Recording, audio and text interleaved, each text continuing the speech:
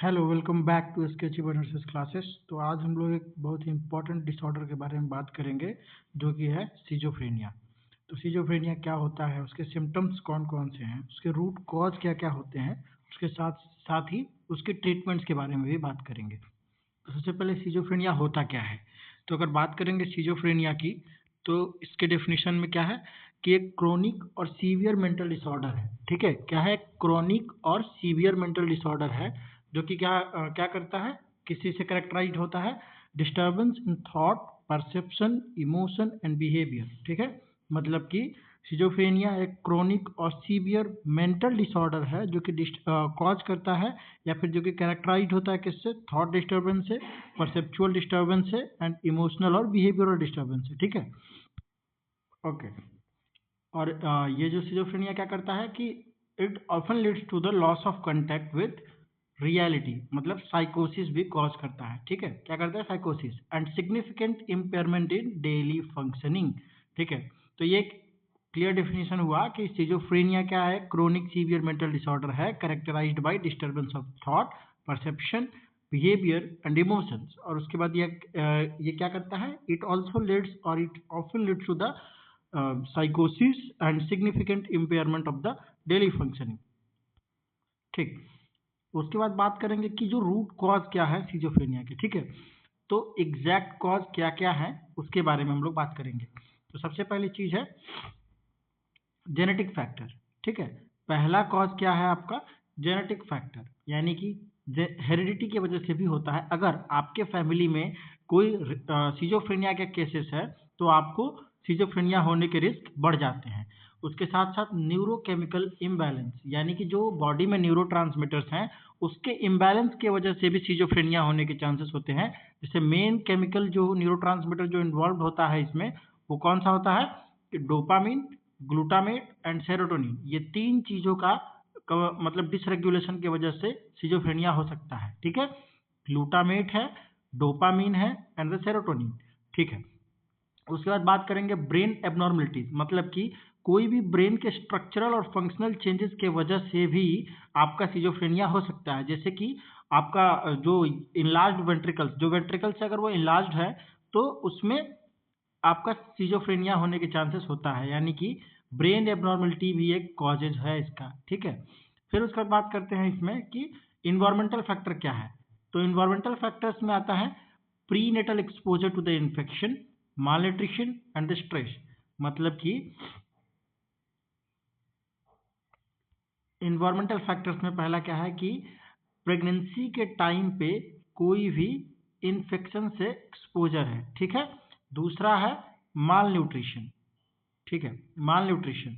और उसके बाद साथ ही साथ क्या है कि स्ट्रेस की वजह से भी सिजोफ्रेनिया हो सकता है। फिर उसके बाद है पांचवा कॉज है क्या है कि साइकोलॉजिकल और सोशल फैक्टर।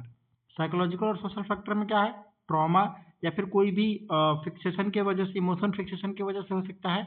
यहाँ भी स्ट्रेस है। और उसके साथ साथ सब्सटेंस एब्यूज का भी एक मेजर रोल होता है सिजोफ्रेनिया में। जैसे अगर कैनबिस यूज कर रहे हैं तो उससे भी सिजोफ्रेनिया हो सकता है या फिर रिस्क हो सकता है। ठीक है, तो कॉजेज में हम लोगों ने क्या क्या पढ़ा, पहला कॉज था जेनेटिक कॉज, सॉरी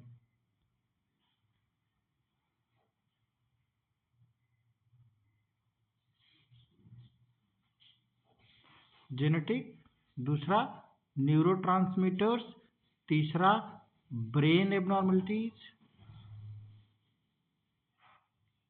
ठीक है, चौथा इन्वायरमेंटल फैक्टर एंड पांचवा क्या है कि social factor and psychological factor. ठीक है, इसके बाद बात करेंगे सिम्टम्स। ये मोस्ट इंपॉर्टेंट पार्ट है सिजोफ्रेनिया का, क्योंकि कभी कभी डायरेक्टली क्वेश्चंस पूछ लेता है, बताइए ए फर्स्ट रैंक सिम्टम्स क्या होते हैं, ब्ल्यूलर 4A क्या होता है, पॉजिटिव नेगेटिव सिम्टम्स क्या क्या होते हैं। तो टोटल हम लोग क्लासीफाई करेंगे इसको चार टाइप में। क्या क्या है, पहला ब्ल्यूलर 4A,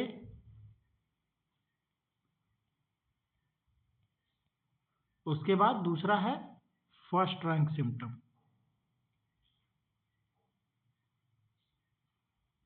फर्स्ट रैंक सिम्टम, तीसरा है पॉजिटिव सिम्टम्स एंड चौथा है नेगेटिव सिम्टम्स। क्लियर है? तो ये 4 पॉइंट में हम लोग करके पढ़ेंगे कि ब्यूलर फोरे क्या है, फर्स्ट रैंक सिम्टम्स क्या होता है सिजोफ्रेनिया के, पॉजिटिव एंड नेगेटिव सिम्टम्स क्या क्या होते हैं। ठीक है, सबसे पहले ब्यूलर फोरे। ब्यूलर फोरे क्या होता है? सबसे इंपॉर्टेंट पॉइंट तो इसका शुरू में ही लिखा हुआ है कि ये क्या है, फंडामेंटल सिम्टम्स। अगर डायरेक्टली आपसे पूछे कि फंडामेंटल सिम्टम्स बताइए, तो आपको आंख बंद करके ये 4 सिम्टम्स लिख देना है। 4A, ब्लूलर 4A ही लिखना है। ठीक है, क्या क्या है ब्लूलर 4A में? पहला है अफेक्टिव फ्लैटनिंग, ठीक है, दूसरा एम्बिवैलेंस, तीसरा ऑटिज्म, और उसके बाद चौथा है एसोसिएटिव लूजनेस। एक एक करके पढ़ेंगे। तो इसमें सबसे पहला अफेक्टिव फ्लैटनिंग का मतलब क्या है कि फ्लैटेंड इमोशन रहेगा, मतलब कि इमोशनल एक्सप्रेशन जो रहेगा वो रिड्यूस्ड हो जाएगा। ठीक है, उसके बाद आएगा एम्बिवैलेंस। एम्बिवैलेंस क्या होता है कि दो अपोजिट थॉट एक टाइम पे रखना। ठीक है, जैसे कि डिफिकल्टी इन मेकिंग डिसीजन और होल्डिंग कन्फ्लिक्टिंग इमोशंस। जैसे कि मुझे किसी के बारे में ये बोलना है कि वो अच्छा है पर मेरे लिए खराब है, मतलब कि दो कन्फ्लिक्टिंग और अपोजिट मतलब कि सिम्टम्स, अपोजिट थॉट एक टाइम पे रखना, थिंकिंग एक टाइम पे रखना, इज कॉल्ड एम्बिवैलेंस, यानी 2 पोल्स ऑफ थॉट है। ठीक है, फिर उसके बाद तीसरा होता है ऑटिज्म, बोले तो ऑटिस्टिक थिंकिंग। ठीक है, क्या होता है ऑटिस्टिक थिंकिंग? ठीक, तो इसका मतलब क्या होता है, pre occupation with inner world, social withdrawal. ठीक है, चौथा है एसोसिएटिव लूजनिंग, मतलब कि जो भी पर्सन होगा उसके जो वर्ड्स होंगे, उसके जो थिंकिंग होगी वो क्या होगी, इररिलेवेंट होगी और इलॉजिकल होगी, यानी कि डिसऑर्गेनाइज्ड होगी। ठीक है, डिसऑर्गेनाइज्ड होगी। तो हम लोगों ने ब्यूलर 4A पढ़ लिया। ब्यूलर 4A में क्या क्या पढ़ा? पहला पढ़ा हम लोगों ने अफेक्टिव फ्लैटनिंग, दूसरा पढ़ा हमने ऑटिज्म या फिर ऑटिस्टिक थिंकिंग, तीसरा पढ़ा हमने एम्बिवलेंस, एंड चौथा क्या पढ़ा था हम लोगों ने, एसोसिएटिव लूजनिंग। ठीक है, एसोसिएटिव लूजनिंग। चलिए उसके बाद बात करते हैं फर्स्ट रैंक सिम्टम्स की।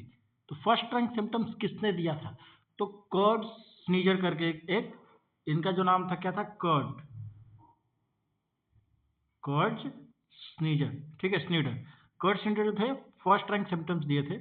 इसमें सबसे पहला जो है ऑडिटरी हेलुसिनेशन।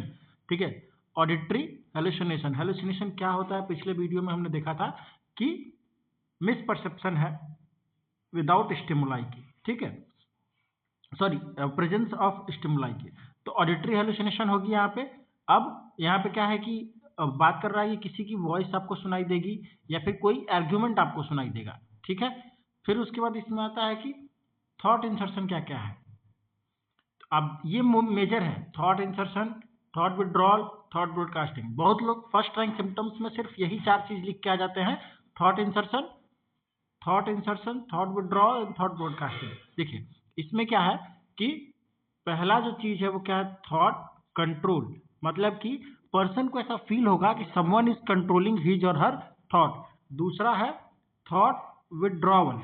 ठीक है, मतलब कि उसके कॉन्शियस माइंड से कुछ उसके थॉट्स निकल रहे हैं। ठीक है, या फिर जबरदस्ती निकाला जा रहा है। तीसरा थॉट इंसर्शन, कहने का मतलब है, थॉट इंसर्शन का मतलब क्या होता है कि someone is putting his own ideas in the persons conscious mind, मतलब कि पर्सन के कॉन्शियस माइंड में कोई अपना आइडिया पुटअप कर रहा है। This is called thought insertion. ठीक है, चौथा क्या था, थॉट ब्रॉडकास्टिंग, मतलब कि थॉट ब्रॉडकास्टिंग का मतलब होता है कि ऐसा ये जो पर्सन रहेगा, ये जो पर्सन रहेगा उसको लगेगा कि इसकी जो बातें हैं वो कहीं ना कहीं सबके सामने आ रही है बिना बोले, मतलब कि ब्रॉडकास्ट हो रहा है इन द एयर। ठीक है, ये जो पर्सन है इसको क्या लगेगा कि इसके जो थॉट्स हैं, फीलिंग्स, जो इनर फीलिंग्स है, ठीक है, जो इनर फीलिंग्स है वो कहाँ जा रही है, ब्रॉडकास्ट हो रही हैं एयर में या फिर इन्वायरमेंट में, ठीक है। ठीक, तो ये क्या होता है, थॉट ब्रॉडकास्टिंग। तो ऐसा नहीं है कि सिर्फ फर्स्ट रैंक सिम्टम्स ये 4 ही होते हैं, thought broadcasting, thought blocking, thought insertion, thought withdrawal, नहीं, इसके अलावा क्या क्या है आपके पास, इसके अलावा है इसके अलावा हम लोगों के पास है ऑडिटरी हेलुसिनेशन भी होता है, ठीक है।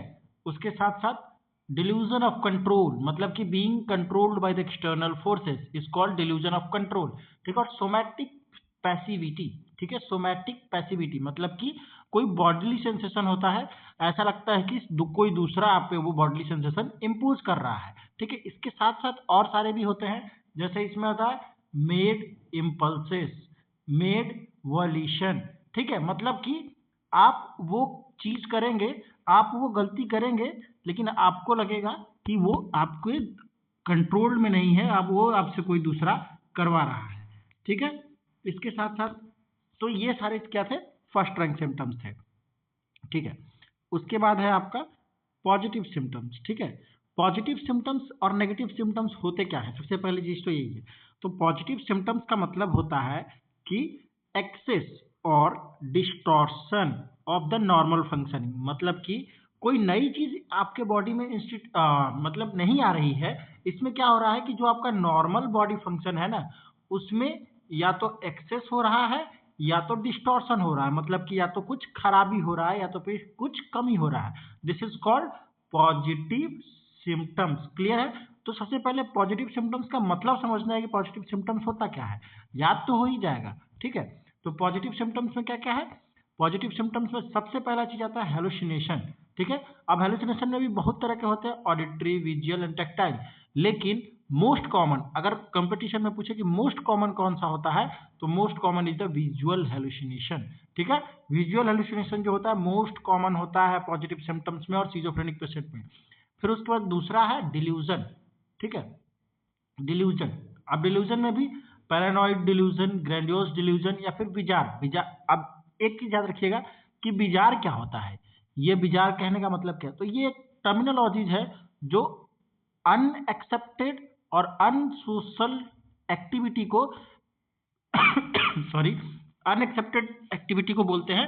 और अगर सिंपल लैंग्वेज में बात करें तो सिली बिहेवियर्स को बिजार बिहेवियर बोलते हैं या फिर बिजार एक्टिविटी बोलते हैं, क्लियर है। फिर उसके बाद डिसऑर्गेनाइज्ड स्पीच एंड बिहेवियर भी रहेगा, एजिटेशन एंड कैटाटोनिया। एजिटेशन मतलब वो मस्कुलर रेस्टलेसनेस होता है यहाँ पे, ठीक है। और कैटाटोनिया का मतलब क्या होता है कि person is continuously in one position, maintain करता है बॉडी पोजीशन को, इसको मतलब कि इफ्लेक्सिबल होता है, ठीक है। तो ये चार चीज हम लोगों ने पॉजिटिव सिम्टम में पढ़ा, और भी सारे होते हैं, ये मेजर्स थे, ठीक है। क्या क्या है, हेलुसिनेशन है, डिल्यूजन है, डिसऑर्गेनाइज्ड स्पीच है, एजिटेशन है, कैटाटोनिया है, क्लियर है।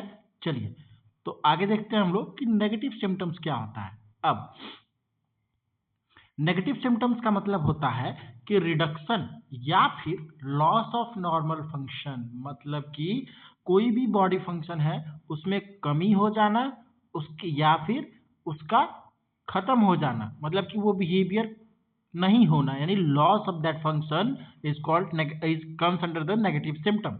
अब इसमें क्या क्या है, पहला अफेक्टिव फ्लैटनिंग, जो कि ब्लूअर फोरे में भी पढ़े थे हम लोग, एलोकिया, मतलब कि पोवर्टी ऑफ स्पीच रहेगी, ठीक है, पोवर्टी ऑफ स्पीच रहेगी, ठीक। यानी पोवर्टी ऑफ स्पीच का मतलब क्या समझते हैं कि पर्सन के पास शब्द ही नहीं रहेंगे अपने थिंकिंग्स को एक्सप्रेस करने के लिए। एवोल्यूशन यानी लैक ऑफ मोटिवेशन रहेगा, ठीक है। फिर उसके बाद एनी, जैसे देखिए यहाँ पे जो हम लोगों ने देखा था, देखिए ये जो हमारा कवर पेज है उसमें क्या क्या है, देखो सिम्टम्स की बात करेंगे तो इसीलिए इसको यहाँ रखे थे कि बेसिक सिम्टम्स ये कॉमन है, ठीक है। तो इसमें क्या क्या है, विजुअल हेलुसिनेशन, अगर क्वेश्चन आएगा most common hallucination the schizophrenic patient is तो, और seen in schizophrenic patient is visual hallucination, lack of motivation that is avolition, auditory hallucination, speech disorder, ठीक है। स्पीच डिसऑर्डर का मतलब क्या होता है यहाँ पे, एलोकिया, ठीक है। फिर उसके बाद crying without reason, poor memory रहेगा, laugh without reason, aggressive mood रहेगा, ठीक है। ये सारे बेसिक सिम्टम्स थे, ठीक। अब इसके साथ साथ क्या होता है कि नेगेटिव सिम्टम्स पढ़ रहे थे हम लोग, ठीक है। तो नेगेटिव सिम्टम्स में क्या है कि अफेक्टिव लूजनिंग हो गया, एलोगिया हो गया, ठीक है। उसके बाद एवोल्यूशन हो गया, एनिडोनिया, ठीक है। एनिडोनिया क्या होता है? Inability to experience pleasure in a pleasurable activity, मतलब कि किसी भी चीज में कोई इंटरेस्ट ही नहीं रहेगा उसका, लैक ऑफ इंटरेस्ट, ठीक है, एनिडोनिया। एंड सोशल विड्रॉवल, मतलब कि पर्सन जो क्या रहेगा, सोशली विड्रॉन हो जाएगा, कोई सोशल कांटेक्ट नहीं रहेगा, this is called social withdrawal, ठीक है। तो सिम्टम्स हमने पढ़ लिया है, फर्स्ट रैंक सिम्टम भी पढ़ा, ब्लूलर 4A भी पढ़ा, पॉजिटिव सिम्टम भी पढ़ा और नेगेटिव सिम्टम भी पढ़ा। अब बात करते हैं ट्रीटमेंट्स की। ट्रीटमेंट इसका इंपॉर्टेंट है और उसमें भी सबसे इंपॉर्टेंट होता है नर्सिंग मैनेजमेंट, ठीक है। तो नर्सिंग मैनेजमेंट के लिए एक अलग वीडियो हम लोग बनाएंगे। अभी जनरल ट्रीटमेंट देखेंगे। जनरल ट्रीटमेंट में सबसे पहला चीज क्या आता है? एंटीसाइकोटिक मेडिकेशन, ठीक है। क्या है? Antipsychotic medication. अब एंटीसाइकोटिक मेडिकेशन में भी दो टाइप के होते हैं, फर्स्ट जनरेशन और सेकंड जनरेशन, ठीक है। अब इसमें भी कॉमन मेडिकेशंस के कुछ नाम है। इसमें एक चीज मिस हो गया, डोजेज। आप लोग जहां से भी पढ़ेंगे या फिर हम डोज आपको प्रोवाइड करा देंगे कि ड्रग्स का नाम तो याद रखना है, लेकिन इंपॉर्टेंट क्या है, इसके डोज याद रखने हैं, ठीक है। कभी कभी डायरेक्टली पूछ लेता है कि सिजोफ्रेनिक पेशेंट में हेलोपेरिडोल चल रहा है तो उसका एवरेज डोज क्या होता है, ठीक है। दूसरा सेकंड जनरेशन में वही एटिपिकल, उसको बोलते हैं एटिपिकल एंटीसाइकोटिक मेडिकेशंस भी बोलते हैं, जिसमें क्या होता है, रेस्पेरिडोल, ओलैंजापिन एंड कोलाजापिन, ठीक है। तो अब उसके बाद आते हैं साइकोसोशल इंटरवेंशन।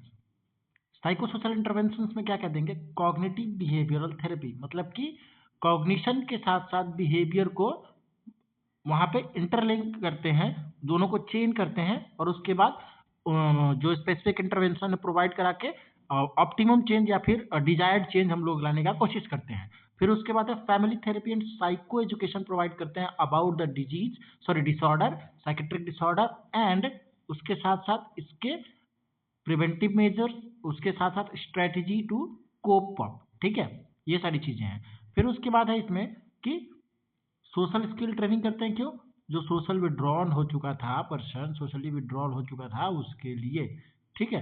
फिर उसके बाद supported employment and vocational training. अब बहुत सारे एम्प्लॉयमेंट के वजह, सॉरी, बहुत सारे कंडीशंस में इस डिसऑर्डर के वजह से क्या होता है कि पर्सन क्या करता है, अपना बेसिक वोकेशन यानी कि जॉब या फिर जो भी है उसे खत्म हो जाता है। तो वोकेशनल रिहेबिलिटेशन देके क्या वो करते हैं, उस पर्सन को अडॉप्ट करवाते हैं, ताकि जो अलग से एक्सपीरियंस हो रहा है बिहेवियर उसको पॉजिटिव नेगेटिव सिम्टम्स के तौर पे, वो उसका सबसाइड हो पाए, ठीक है।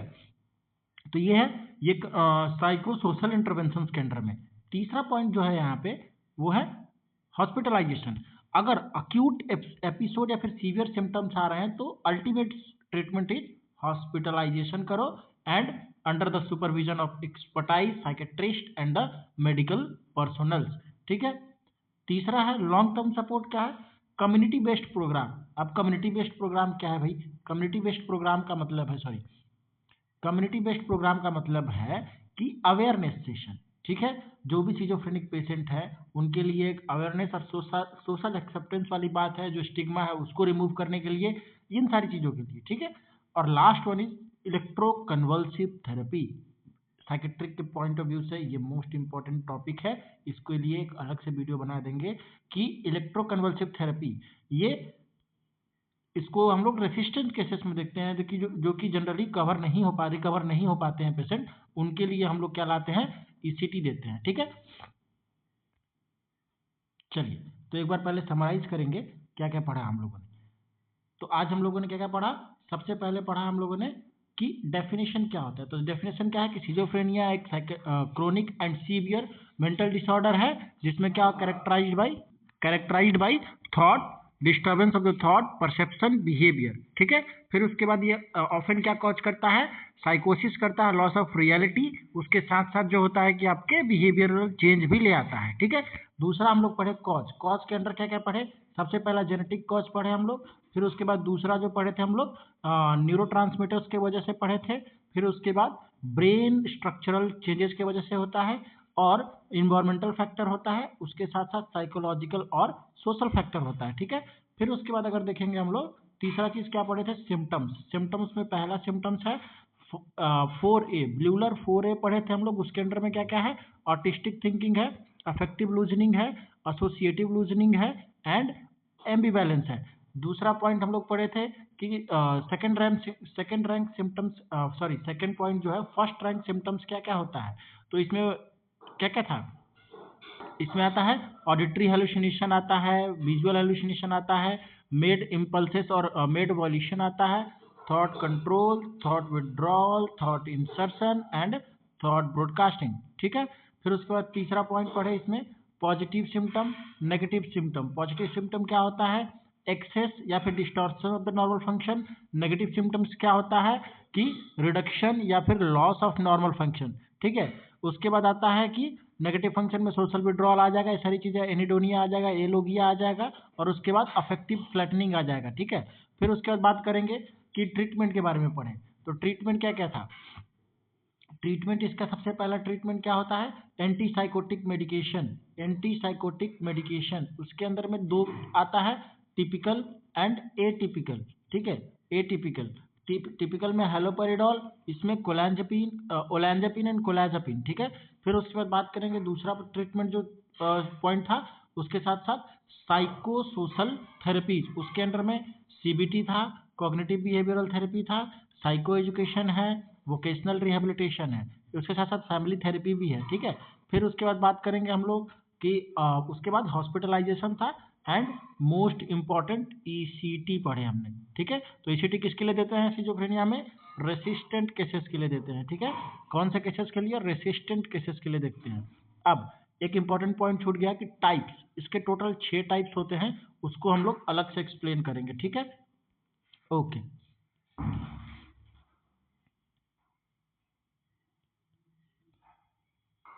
तो ये रहा आज का एक सिजोफ्रेनिया के बारे में जितना भी हमने डिटेल्ड पढ़ा। तो बहुत ऐसे इन्फॉर्मेशंस के लिए आप हमारे चैनल्स को सब्सक्राइब कर सकते हैं। Thank you.